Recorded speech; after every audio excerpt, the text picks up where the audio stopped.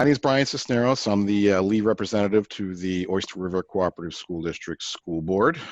There are only 3 town-specific representatives to the school board, one for obviously Lee and one for Durham and one for Madbury. And then there's 4 at-large positions, so they can be from any town. But the way it works out at this particular point is I am the only representative from Lee on the board. I was actually appointed by the selectmen probably just over 2 years ago. 2 years, yeah, about 2 years ago, and to replace a member who resigned, and then then I had to finish up her term, which in turn mean I had to run for election last year, which I did. So basically, I've been there for about 2 years. I serve on the right now, I'm actually moving from the Sustainability Committee to the Technology Committee. I serve on the Building Design Committee for the middle school. We all kind of work on the Finance Committee as far as getting the the budget set up. We really do that more as a group. I do have a background in finance, which is one of the reasons why the selectmen sent me to the board. I have an MBA in finance from Southern New Hampshire University. I'm actually a financial advisor. I have a long history of being a CFO of companies. I've run small, medium sized businesses. I've run car dealerships back in the day. I'm a published author in the finance field. I actually teach finance and risk management at Great Bay Community College, and I serve on the board of 2 nonprofits. So that background, I guess made me, good pickings to send to the board. So far I've enjoyed it. I've liked it. It's a lot of work, a lot of time, and we have a lot of stuff on the plate right now, and we have a lot of stuff that's been on the plate for the last 2 years. So I'd be more than happy to answer any questions you may have, or discuss things that are upcoming, maybe put to rest some myths and rumors that are out there, or just kind of expand on some of the things you've heard and probably put more of them into context. So feel free. Sure, so everyone's unmuted, so feel free if you've got a question to jump in.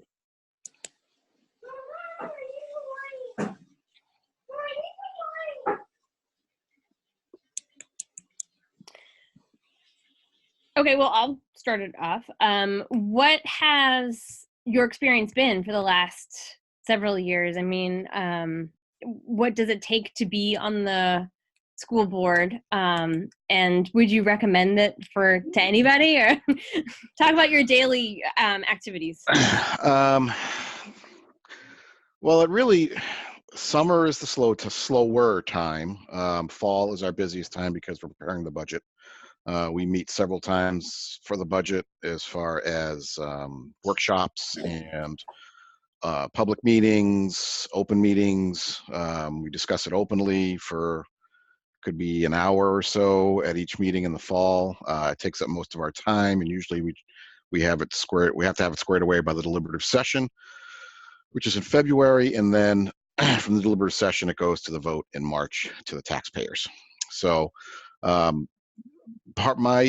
really what we do is we meet about twice a month, where our meetings start. If you're on the manifest committee, you have to review the manifest at 6:30. At 7 o'clock starts the meeting. We've been there as late as 11:30 at night. We've been out as early as 8 o'clock. It's usually in the summer when there's not as much going on. So my committees that I'm on can take up, for example, my building design committee for the new middle school. That is probably 2 to 2.5 hours every Friday morning when we meet with the architects and the designers and all the stakeholders that are involved, including administration and other board members that are on the board with me. And then my other committees meet probably 3 times a year. It's really not too time-consuming, but the meeting can be time-consuming. So I guess if you want to be on the board, first thing I do, I guess, is run. But second thing is you have to have the time, and you have to have the patience, and you have to have the, I guess, thick skin, because there's a lot of people that will take shots at you just for being on the board.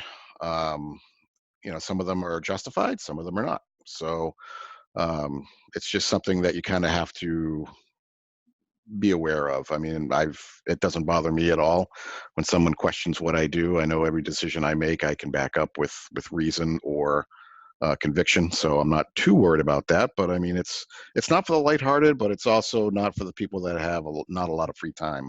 My time, I'll even outside the board, is pretty much taken up between coaching my kid and football and baseball, and other organizations I'm in, and my work hours can vary, and I travel as well. So I'm able to squeeze it in there.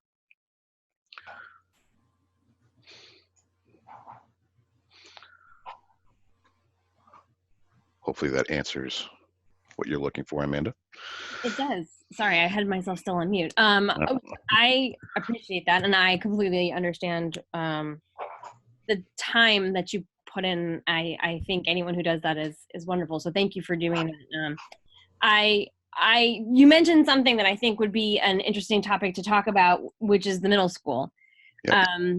Can you talk about the progress and funding and all the fun things that go into that? Yep. Yeah. The middle school actually has been in discussion for probably a good 4 to 5 years. It's just now coming to fruition. So the vote for it is going to be next March. The vote in the last budget was strictly for the design of the building, because obviously we have to design it, and we have to, in order to get a price, to find out how much it costs, and for just basic site work, so we can get started on it earlier than what normally would do. To back ourselves up, the reason why we're going for it, we're requesting a new middle school. If anyone has ever been in that middle school or had any kids that go through the middle school, it is well past its life expectancy. The original part of the building, I believe, was built in the 30s or 40s, and it's been added on to 4 times.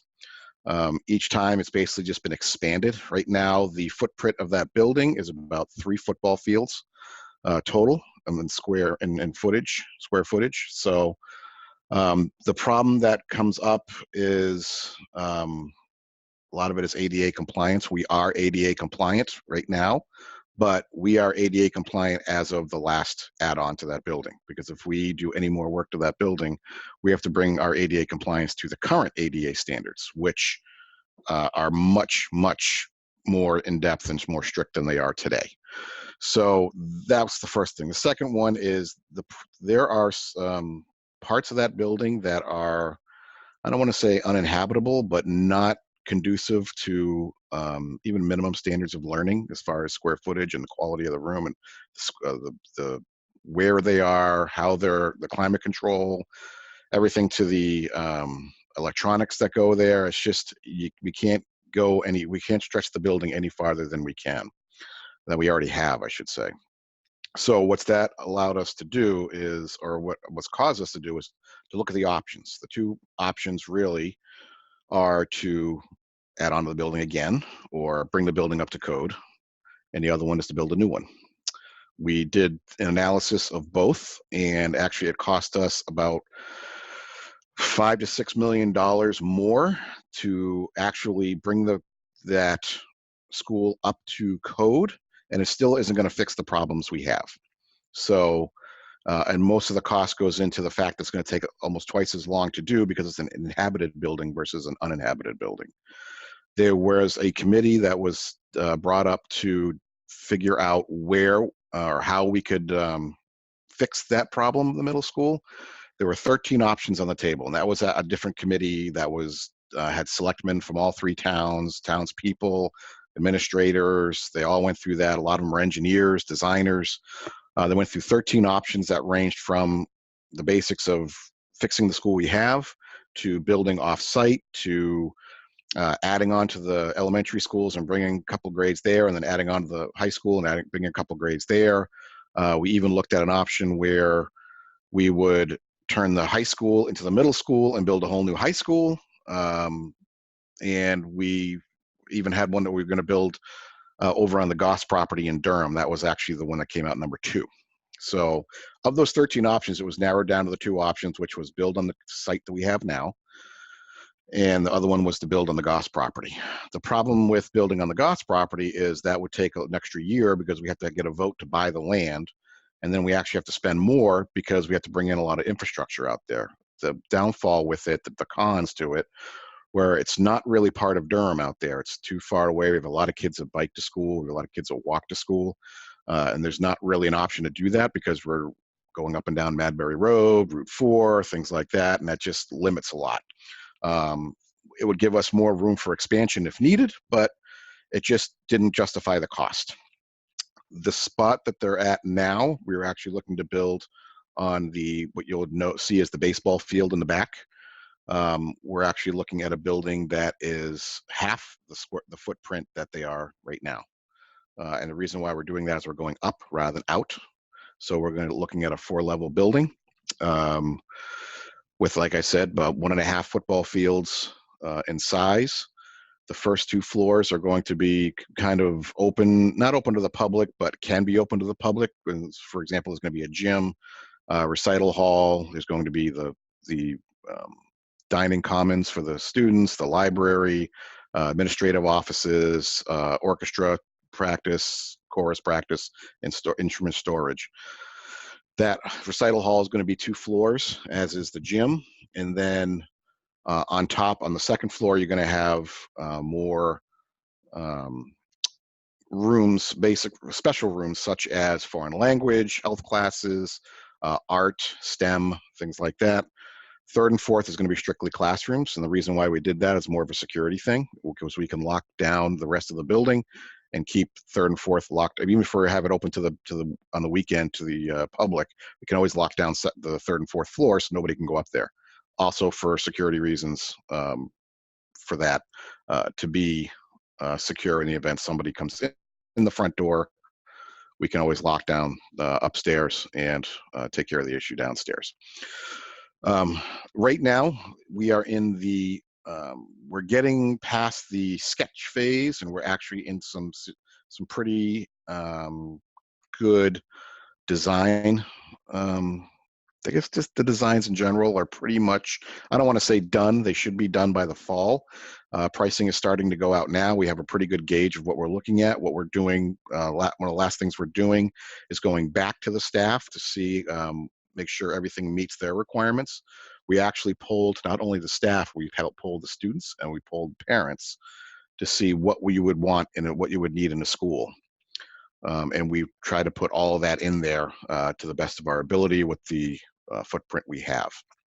So right now, we're probably by October, we're going to have what they call a guaranteed maximum price. We did hire a project manager. One of the reasons we did that is because they would give us a guaranteed maximum price, which basically means that they come in at X amount of dollars, no matter what happens during the construction phase, we don't pay more than that X amount of dollars. Obviously, if we go under, we don't spend as much. So that was one of the things. It's also the same company that has built and done our work to the Meheramet School and the Mastway School. And I believe they've done some work to the the middle school in the past. And they've actually done some work also at the high school. So we have a good history of them. They've done very well. Did a great job in the Mastway School. If you haven't seen it already, the 4 classrooms in the back. One of them is a dedicated music room. And what we're looking to do is we've had several meetings already to bring it out to the public, but we're going to have many more in the fall when everybody goes back to school, because we'll have much more stuff solidified by then as far as the design and the outside look. Right now, the inside is pretty much designed with a few little changes we wanted to make. The outside is what we're working on now. The site plan is pretty much done as far as how it's going to look. And we just need to work out logistics if this actually comes to fruition. So that's going to be the tough part, because we're going to lose a lot of parking. But when we're done, we are going to have a lot of parking. What our time frame that we're looking at is, if this passes next year, what will happen is we actually have money in the budget to start site work in probably May, usually once the spring showers and ground frost and everything is gone, we can start the site work. So when the budget kicks in on July 1st, we'll be able to start full construction. on that building. And one of the reasons why we timed it that way is because it's going to take us 2 years to finish this building. What we and how we had to time it that way because we really what we had to do was, in order to get this to work, because we're building on the same site, we have 2 years to build it. So we'll be done in April, probably April of 2 years. So let's see, we're in 2020, so 2022, April of 2022. Basically, when they come back from April vacation, they'll be in a new building. And the reason why we need to do that, because we need that date from the April vacation all the way through the summer to knock down the old building and finish the site work. Includes parking. We're looking to put a full-size soccer field in the front, as well as all the playground equipment and all that stuff. But we're going to have a lot more parking, and we're actually working with the town of Durham to work on traffic as well. We've actually had a traffic engineer in there because, anyone who's been to that middle school at either drop off or pickup, it's an absolute nightmare. It gets backed up on the Baghdad Road all the way to Madbury. The back of the school is not very safe with kids going out and school buses there. So what we're doing is we're separating the drop-off area from where the buses are. The bus is going to have their own dedicated drop-off area, actually over on Co Drive. So if anyone is actually looking to see any information and minutes from our meetings or any designs that we have so far, on the district website, orcsd.org, you'll actually see on the quick links on the right, we'll see the new middle school project. That will be updated about every other week, if not weekly, depending on what we come up with.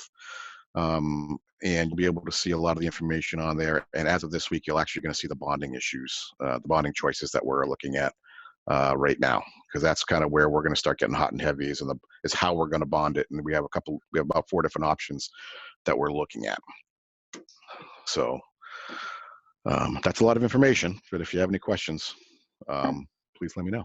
That's awesome. So, I mean, not to be pessimistic, but based on what happened with the library and the town hall project, the center, project, how will you, I guess, market and pitch the funding, the bonding part to taxpayers? Yep, good question. Very well, obviously that's not easy. That's the big part, because everyone likes a new school, but no one wants to pay for it. So what we've been doing over the last 4 years is we've actually been putting away money in our capital buildings budget. So we've been putting $500,000 away every year for the last 4 years, including this year. That is actually going to offset the first year of the bond, because what we're looking to do, and that we haven't made a decision yet, so don't hold me to this, but what we're looking to do, and actually with one of the ways the timing fell too, was the high school bond is actually terming in 2022. So when that terms, this is going to kind of dovetail into the back of it. And that bond, I believe, was $24 million, I believe, and we're looking at approximately $49 million. But what we've been doing is we're looking at a split bond. Okay, if we ask for 49 million, we're actually going to look at two $24.5 million bonds. One the first year, one the second year, and then what we can do is delay the principal payment for 2 years and just pay interest only, which is basically going to we're able to build it into our budget by only increasing the budget by 1%. So we've been averaging about 3 to 3.5% increase in our budget each year. We can still reach that 3 to 3.5%, even with the new bond because we've built up that money. It's almost like putting a down payment down on your house. You're very well. We're doing it. You can also, the difference we're looking at too is doing either a level debt or a level principal payment, which, if anyone is familiar with finance, which is kind of my background, it's, the difference between a level debt and a level principal is level debt means it's kind of like your car payment. You pay the same amount for whatever the term of the loan is. And we know it's the same every year.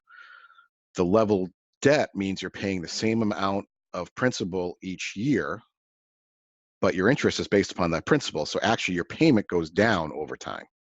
So I kind of like that one, because then it's not going to eat up as much as the budget as time goes on. This is probably going to be a 25-year bond, and as time goes on, as we get to the end, it'll be a much smaller bond, which will not really encumber future boards and future budgets to have such a big expense on there. So the difference really is not going to be, I can't say what it's going to be on your tax bill because I don't know if you're familiar with how the town tax bill goes. Plus, we're in a cooperative school district. I mean, the towns has their own expenses each year, and the cooperative formula, which is set by the state, basically is based upon two major factors. I mean, it's a very, very complicated formula with derivatives and everything like that. And I really had to dig back to my grad school quantitative analysis books to kind of figure it all out. But it's really based upon the value of the homes in the town and the amount of students you're putting into the system. And they're actually, one is 1 year behind and one is 2 years behind. So the issue that Lee is having now, and the reason why we're having a bigger effect on the town, on the school side this year, is that we are building a lot of new homes in town. And what's that is doing is adding to the value of the homes in the town, which increases our assessment. The other part is the amount of students we have we were actually growing fast because basically the formula is really for every home that's built, it's almost 2 students, about 1.75 students per home that are coming into the school district. So people that are moving in don't always, they're not always moving in single and then having kids. They're usually moving in when they already have kids, generally between 5 and 10 years old is kind of the years they're moving into town. And that is actually having effect on our share. So, but it does vary each year. For the last 2 years, Madbury really took it on the chin. This year, we're kind of taking on the chin here in Lee. Next year, we probably won't, but it all really depends on if Lee can get, I've actually suggested impact fees, but that's a whole long process to go through as far as getting a 5-year strategic plan and getting approval from the state. And it's I don't know if that's something they're looking to do, but I did suggest it to the selectmen. But I know it's just not something they can do overnight and say, sounds like a great idea, let's do it. I love all the things you just said, Brian. I think they're incredible, and I've been on board for a long time. But I'm just wondering, like, I hear what you're saying, and everything makes sense. Something I suggested a long time ago to the school board was to do like a 1 or 2 minute video that explained things like what you said, but really condensed and really clear, something that everyone could share and could get out to everyone. Because like Amanda said, we just watched nothing happen in the town, and everyone's already complaining and frustrated, and they don't understand why we need it. Like, you did a great job explaining it, but very few people are going to hear you say that. Right. So I'm just wondering if there's some way we could put a little bit of money into an actual campaign, because that's how the Durham Library happened. Was they hired a team, and that's the only way that went through. And they also had a $400,000 donation, but there's like a team in place. Right. Yeah. We actually do have. There is an aspect to our designers, to the Breslinger and Lavalley architects. They actually have an entire unit that works with us as far as getting the word out. We couldn't get the word out as much up until now, only because we didn't have a lot to get out. So this summer, that's what we're working on. That's why we meet every week as a committee, as the building committee, to not only discuss it, but go over what is our game plan. What are we getting out there? And we're at the point now where right as soon as the meeting's done, once they clean everything, all the notes up and get them all out there, they get out on there. Our sketches now are changing from fancy sketches, as we call them, to actual plans that you're going to see. So it is, you're going to start seeing a lot more, including videos. I think it's a great idea. One of the videos you're going to see soon, since our plans are on the interior are almost done, you're actually going to see a kind of a 3D video, almost like you're almost like a virtual reality, like you're walking through the building and you're going to see it. It's actually really cool. I've seen them do it on other buildings that they've done, because this company does this group that we're with strictly does schools. You're going to see all the aspects of it, including sustainability aspects, which is really, really huge. We've made it a point to have sustainability as part of this project. For example, we're going to have solar panels on the roof. We're actually going to use a geothermal system to heat and cool the building. We're looking to go net zero. So basically that means is we are producing as much much energy as we're using. So that's going to be through solar. It's going to be through geothermal. It's going to be through the type of windows we use. There's going to be a lot of daylight there coming through. We have skylights that will be bringing light all the way down, even to the first floor. Just the way we've designed it. It's going to be I'm not sure how to word it, but it's going to be quite a technologically advanced building of its kind. There's not too many schools that are built like this. And one of the reasons why we did that as a board, because we knew that if we did not take into account the requests of the taxpayers, which was we need to live how we talk, which is basically we need to be sustainable, we need to stop waste what we're doing, we need to be efficient in what we do, and that's what we're doing. And some of the information that's going to be coming out is also going to be, how is the energy going to work? What are our predicted costs going to be versus what we're doing now in the current building? It's going to be a daunting task, which I totally understand and I get, but it's also going to have to be a lot of information out there. So I understand what you're saying as far as getting it out there. You're going to see a lot more. I don't know how much will get out this summer, but definitely by the end of the summer, there's going to be a lot more out there. And by the fall, you're going to see a lot more information coming out, not only the website, but it's also going to be going out by email. We're looking into having a place where you can go where you can actually opt in to certain emails from the district, because I know not everybody needs every email from the district. You don't need to care. If you know kids in the district, you don't care when school is delayed or when school gets, is dismissed early or any of those other things. You just want to find out what's going on in the district. And that's what we're working on. We're actually working on a communication plan now, in addition to what we're doing with the new school project. That sounds great. Thank you so much. I feel so much better. Thank you. Well, we spent a lot on the middle school. What about the other schools? I mean, I know, so I went through the Oyster River School District. I went to Mastway and the middle school back in the day when there was still an elementary school there. And then, of course, the high school before it was renovated. So I know that there's been a lot of changes. And I know Mastway just went through. Talk about how you could you talk about how you plan for the future? Like, how did the Mastway design come about or plan? Are we proactive as a district, or are we more reactive? Can you talk about future plans that might happen at the high school or at Mastway? Yep. We actually entered into a 10-year capital improvement plan last year. And part of that was what we needed to do. We knew we needed to do this before we started on the middle school project. And basically what that was, we had to get control of all of our capital expenditures. And that's updating things, keeping things running, things like that. The problem we ran into, and this was just something we inherited, was during the recession of 08-09,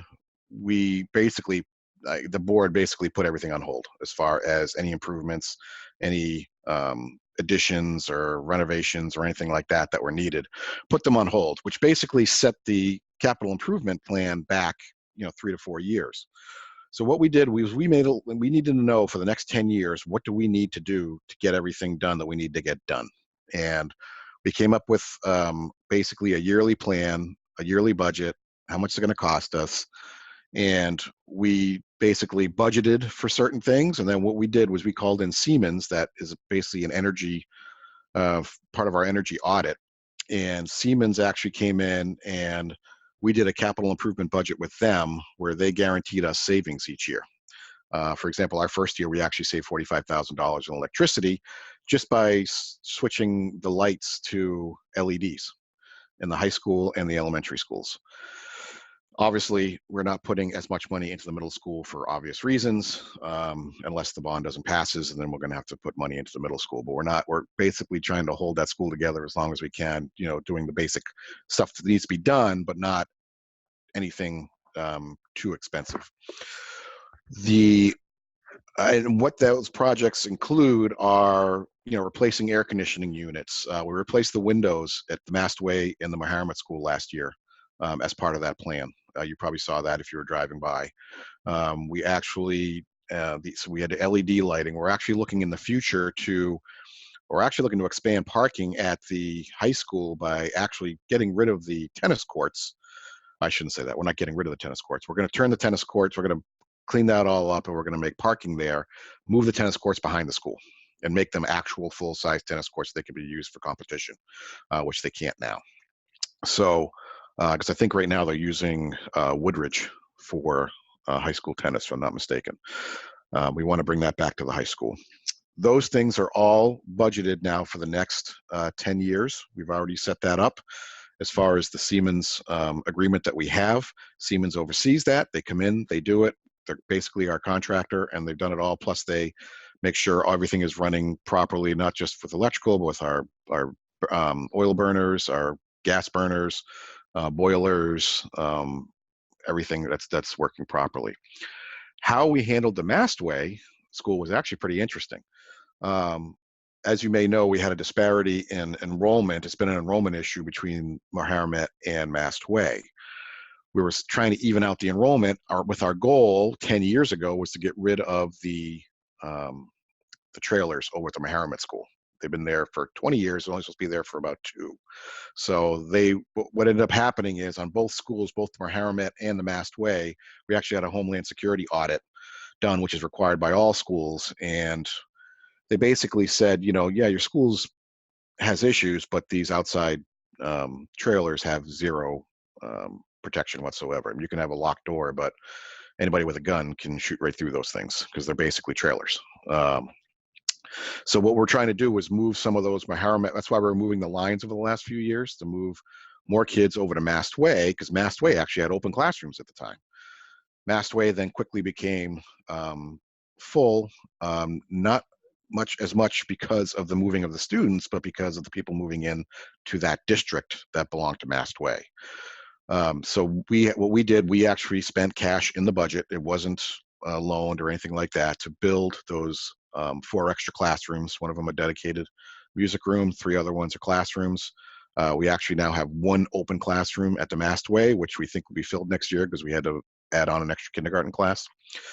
The front entrance was actually most of that was paid for by a grant from the state, a Homeland Security grant, because we actually did our Homeland Security audit, which most schools didn't do. We did ours early, and we actually had a shovel-ready plan done. We actually have shovel-ready plans always in the works, just in case we get a grant like that we can actually take advantage of. Most of these grants come only if you're shovel-ready, you're ready to go. We give you the money today, you start digging holes tomorrow. That's basically how it works with the state. And the state does not give out money that much. Matter of fact, they give out less money each year as we go along. So I believe the Mastway had a grant of about $750,000, $800,000 that took care of most of that front entrance. That is now a more secure entrance. The reason why we did that was we wanted more visibility of the parking lot in the front of the school. So basically the principal's office is right in front. You come in now, you're going to be buzzed in by someone who sees you through windows. So they know who you are, what your intent is, and then you have to actually go through the office in order to get into the rest of the building. Mahomet is going through the same process now with their main entrance. They're not adding, their design does not allow them to add any more classrooms to that building. It's just a very poorly designed building. So they're going through the same thing with the main entrance, and that was actually $100,000 of that was actually a Homeland Security grant, so that we put in for it. So both of those projects we didn't borrow for that at all. It actually came right out of our capital budget because we've been putting money away. So it just worked out well that we had planned accordingly for it, and it's been done. So I mean, if you've seen the Mastway edition and the new entrance, it's great. It's beautiful. They're used to that office. They're bringing in outside light, doing all types of stuff there, and it's just it's a reason why I was named a Blue Ribbon School in the past year. It's the only one in New Hampshire named a Blue Ribbon School. That's awesome. Thank you. I kind of want to switch gears for a second and talk about the teachers that we have. Have you found, or has the board found, any challenges with staffing or compensation or benefits? I mean, how are we doing with retaining and attracting new teachers and help in general? Uh, Attracting teachers is not a problem because we're a very highly rated district, and we're not the highest paying district, but we're probably in the top 10 as far as our pay scale. We do go out and pretty much do an audit every year to kind of see where we fall on our competing districts. We don't have a lot of turnover. Most people that leave, they leave either they careers or they retire or they just decide to do something different. So somebody leave because they were unhappy, because the opportunities we give are great. We allow them to do sabbaticals, to do things to help with themselves. We offer a lot of personal development. Overall, as with any business, let alone a school district, the number one expense is labor. So the teachers are our biggest contract. They're our biggest expense. They, they're right now, matter of fact, they're under negotiation for their contract right now. So far, it sounds like it's going pretty well, like it does most times. This district and the teachers union, actually the Teachers Guild, gets along very well. We work very well together. Last contract we had with them was unanimous vote. There was no dissenting votes whatsoever, which I don't think I've ever heard of. That just shows how well we get along. The issues we have for costs, as with any business, is really it comes down to health insurance. Health insurance costs are climbing faster than the cost of inflation. So what we do every fall, we're planning the budget, we're able to get out of our broker whatever the guaranteed maximum rate increase is. Every year it goes up, it's just how much. This year, I believe it only went up about 3 to 4% when we were guaranteed a maximum of like 5.4. The year before, they guaranteed us a maximum of I think 8 or 9% and only went up 0.4. So part of that is because we've just gotten really good control over the options allowed to them, and we also are getting a little more in line over what the split is as far as what they pay versus what we pay. So that is our biggest expense. The other issue is the state constantly and every year cuts our aid that we get. If it was up to them, they'd probably get out of the school business altogether. So any aid that we get gets cut every year from the state. So we have to make up that money each year by adding it into the budget, which ends up being paid for by the taxpayers. So it gets very frustrating each year when we see the state not really, even building aid. We understand building aid is usually the first thing to go when there's money issues, but a lot of it is the other aid that comes along because it's a lot of it's town specific as far as school lunch programs, the underprivileged children's program, and actually now we have the kindergarten program because now we have full day kindergarten, so $11,000 per student goes back to the town to offset the tax rate, and that doesn't even go to the school district, that goes to the town. So and that was part of that deal that the government made with Keno. So I don't know if that's going to be changing in the future, but that's kind of where we stand. I don't know if did that answer all your questions, Amanda? I'm not sure, you had a bunch in there. No, it definitely did. Understandably, staffing is the most expensive in any business, so it's nice that you mentioned that, and how health insurance is always rising. So I only have a couple more questions, and anyone else can feel free to jump in, but I don't want to keep everyone later than 8 o'clock, and I again apologize for my audio issues. But Brian, what's your favorite part about being on the board? Favorite part? That's a tough question.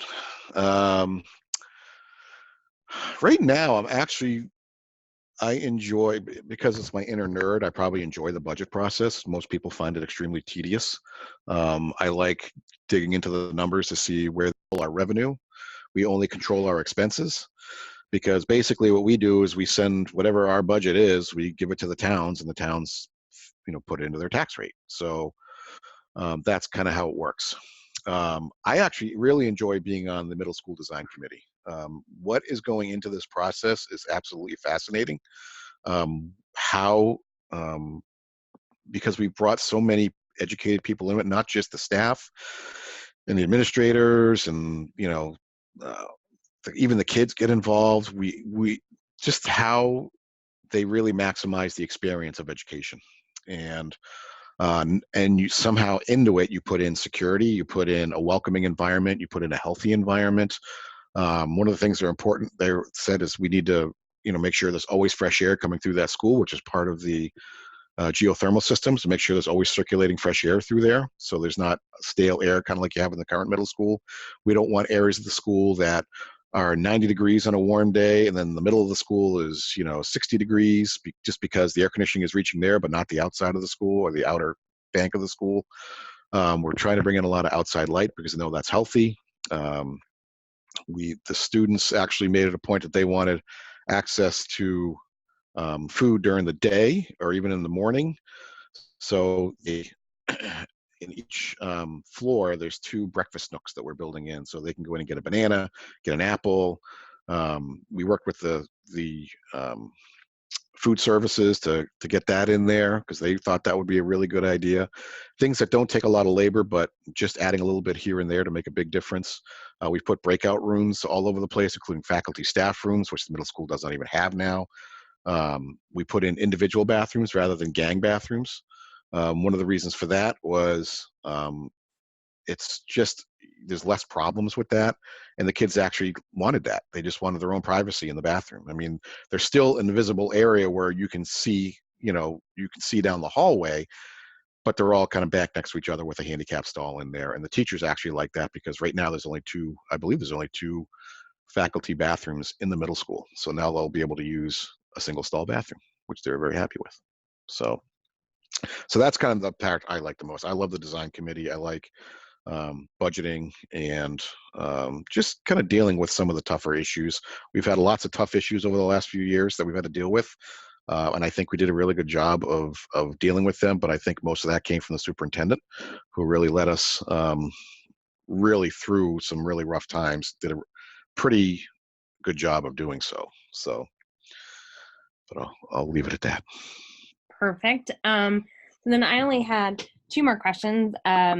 What is something that we should know about with the school district, but I have not asked? Let's see. I think although it's not the most exciting thing in the world, I think everyone should at least once go to a school board meeting, just to see what we do and how we discuss things. One thing I like about the board that we have now compared to previous boards is that we don't all agree, but we disagree respectively or respectfully. Only because there are certain people that I don't have the same ideas as, but I can discuss my point, they can discuss theirs, and we don't take it personal. We understand it.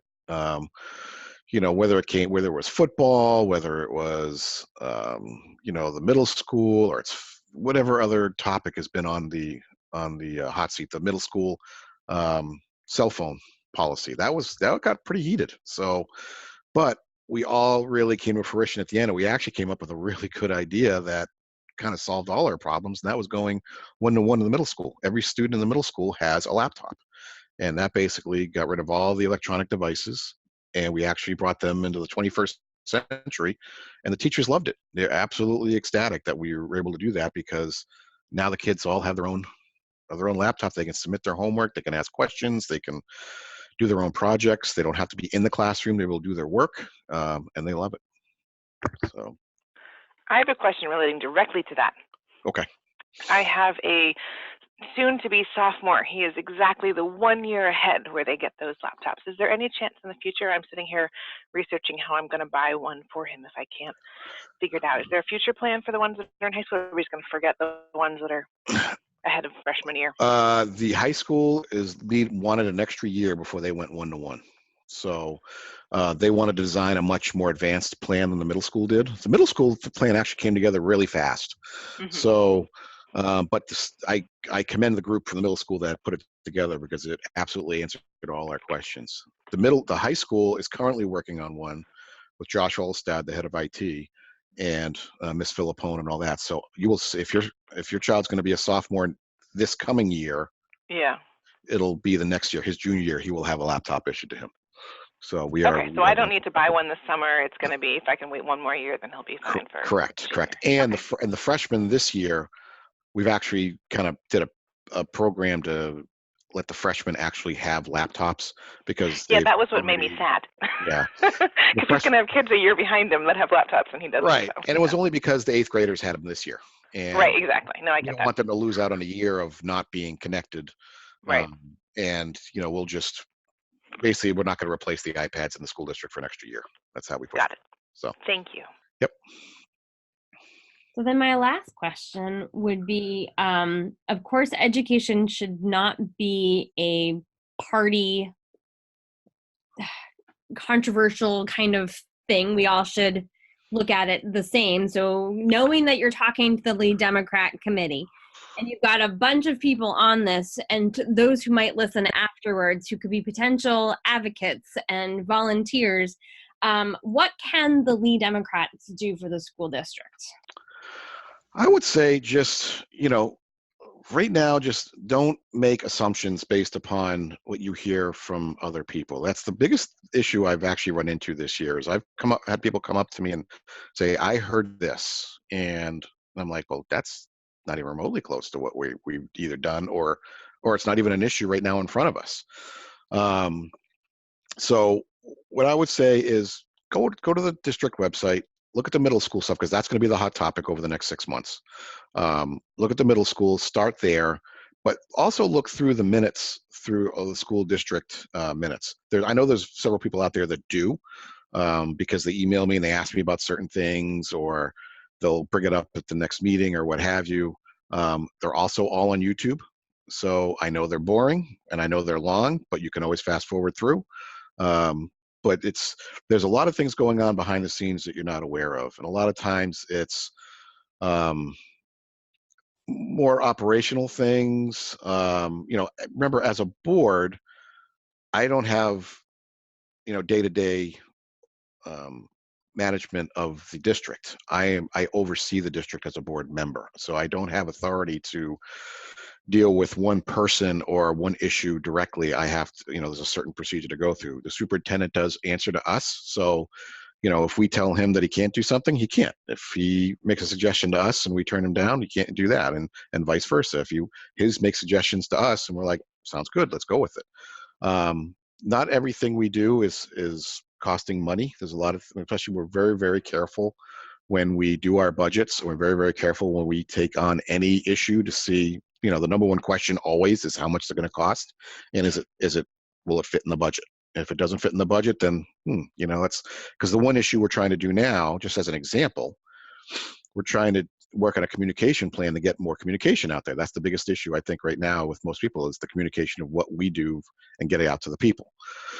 The problem is the plan they're coming up with is very, very labor intensive, and it's too much for the people we already have. So we got to figure out how, do we have to hire somebody? If we hire somebody, is that in the budget? It may not be. So we may have to either slim down the plan or figure out a way to get our current staff to be able to do it, even if they're already stretched out. So communication is going to improve regardless. That I can assure you.